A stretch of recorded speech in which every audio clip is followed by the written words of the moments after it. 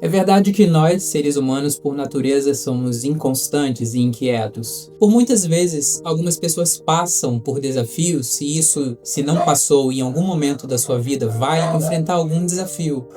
Mas muitas pessoas passam grande parte da sua vida sentindo como se houvesse um incômodo, algo silencioso dentro delas que precisa mudar. Não é tristeza, não é falta de fé, é a sensação constante de estar vivendo abaixo do próprio potencial. No vídeo de hoje eu trago 5 pilares para você destravar emocionalmente e viver uma vida muito mais equilibrada. O primeiro pilar é o autoconhecimento, e tudo começa por aqui. Um engano comum é acreditar que aquilo que a pessoa é e aquilo que a pessoa deve permanecer sendo são as mesmas coisas, como se a identidade fosse algo estático, mas na verdade não é. Eu acredito que Deus é imutável, Ele não muda, Ele é perfeito.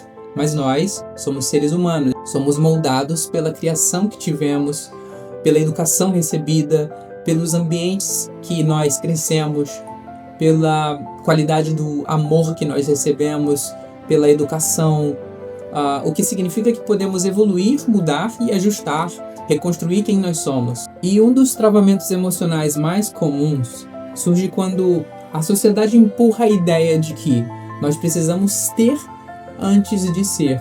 Ou seja, aí começa a grande problemática. Precisamos ter dinheiro, precisamos ter marca, precisamos ter status. E esse mecanismo de compensação de uma autoimagem frágil. Quando alguém acredita, consciente ou inconscientemente, que vale pouco, tenta buscar o ter. E a validação não encontra no ser. Surge com o comportamento de ostentação. Como diz o ditado, comprar o que não preciso com o dinheiro que eu não tenho para mostrar para quem eu não gosto quem eu gostaria de ser. Esse tipo de busca mantém a pessoa presa numa identidade artificial, afastada do autoconhecimento e sem acesso ao seu verdadeiro potencial. E a verdade é que a sua inteligência emocional começa no momento em que você assume a responsabilidade por aquilo que você sente, por aquilo que você pensa e vive. Não acontece do dia para a noite, é claro. É um processo, é progressivo. Muitas pessoas iniciam essa jornada por meio de leituras, reflexões, cursos, treinamentos, exercícios. Um exemplo prático disso é quando eu fiz uma pesquisa com amigos e familiares para entender melhor como minha identidade era percebida por eles, por quem estava ali ao meu redor, por quem convivia comigo, pessoas, familiares e amigos. Eu sei, isso não é natural, mas eu fiz um formulário com algumas perguntas porque eu precisava entender melhor quem eu era. Então, eu enviei o link desse formulário para alguns amigos e familiares. E a partir daquelas respostas, eu comecei a, de fato, entender como eles me viam.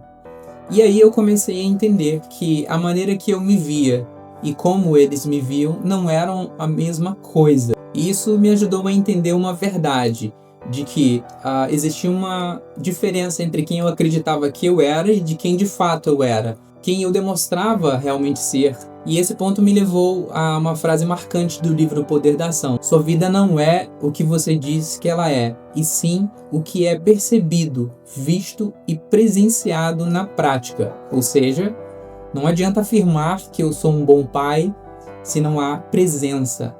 Não adianta dizer que eu sou alguém equilibrado em meus comportamentos se eu não reflito esse equilíbrio. Então, o que define a realidade não é a intenção, são os comportamentos e os resultados percebidos pelos outros. O segundo pilar é a comunicação. E aqui você vai entender o poder que a comunicação tem e o poder que ela exerce sobre você. A palavra molda a identidade. A Bíblia ensina em Provérbios 18, 21 que a morte e a vida estão no poder da língua. Toda comunicação gera um pensamento, que gera uma imagem interna e gera um sentimento. E esse sentimento gera uma crença. Essa crença determina o destino. Por isso, A qualidade da fala é determinante para a saúde emocional. As duas primeiras leis da autorresponsabilidade reforçam isso. Se for criticar, cale-se. Se for reclamar, dê sugestão. E isso a gente viu em vídeos anteriores, quando eu falava do poder da autorresponsabilidade. Em uma outra obra, o Paulo Vieira fala, em seu livro Poder e Alta Performance, que as pessoas desequilibradas emocionalmente, elas destroem todos os pilares que sustentam a sua vida através das suas palavras. Maldizem seus filhos, resmungam, criticam amigos, lamentam por suas finanças. A gente vê que a comunicação é a expressão visível daquilo que a pessoa acredita sobre si mesma.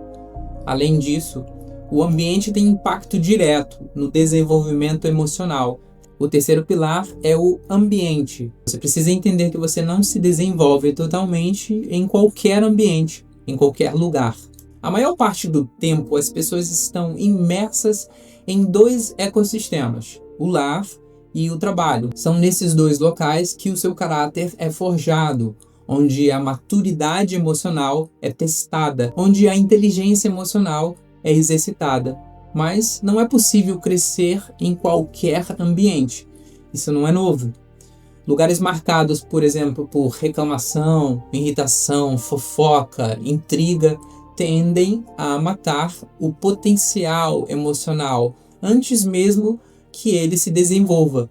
Ambientes tóxicos criam identidades tóxicas. Por isso, ser seletivo é parte fundamental da maturidade emocional. O quarto pilar fala sobre a seletividade. Seletividade não é alienação, é responsabilidade. Citando novamente o livro mais antigo do mundo, que é a Bíblia, em Filipenses capítulo 4, versículo 8, ele oferece o filtro mais poderoso para pensamentos e relacionamentos. Tudo que é verdadeiro, tudo que é respeitável, tudo que é justo, puro, amável e de boa fama, seja isso que ocupe o vosso pensamento. Ser seletivo significa filtrar notícias, conversas, conteúdos, ambientes, pessoas que vão influenciar negativamente a sua mente. Afinal, toda comunicação que permitimos entrar em nós, em nossa mente, produz algum tipo de resultado. Pessoas pessimistas, cínicas ou emocionalmente negativas tendem a contaminar quem está por perto. Se você já conviveu ou talvez você tenha pensado em alguém agora que você já conversou recentemente ou que você conhece que fez alguma fofoca de alguém ou falou mal de alguém, ou que é aquela pessoa super pessimista. Você se lembra como você se sentiu ao lado dessa pessoa? Então, pessoas pessimistas, cínicas e emocionalmente negativas tendem sim a influenciar quem está por perto, e quase sempre de maneira silenciosa e gradual. Quando você menos espera, você já está sendo influenciado pela negatividade que essa pessoa transmite. E por fim, o quinto pilar: aprender é igual a mudar. Aprendizado sem mudança é apenas uma informação morta. Então, toda vez que você aprende algo sobre si e você descobre algo novo, você destrava emocionalmente. Então, aprender é igual a mudar. Aliás, todas as travas emocionais nascem do mesmo lugar, quando nós decidimos terceirizar a responsabilidade que é nossa. Então, o ciclo de vitimização diz: não depende de mim, isso não é da minha conta, não é problema meu. Mas, na verdade, o ciclo do protagonismo diz: isso é comigo, eu assumo, eu crio, eu mudo. Quando alguém muda seu estado emocional, muda seu comportamento. Quando alguém muda o comportamento, muda os resultados. E quando muda os resultados, aí, meu amigo, muda a vida, muda tudo. Se esse conteúdo fez sentido para você, lembre-se que a evolução emocional não acontece sozinho.